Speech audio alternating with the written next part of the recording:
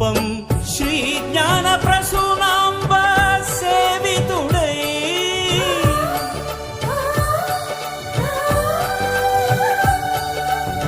శ్రీ జ్ఞాన ప్రసూనాంబ సేవితుడై వాయులింగేశ్వరుడదే వరములీయవేం చేసినాడు కరుడు.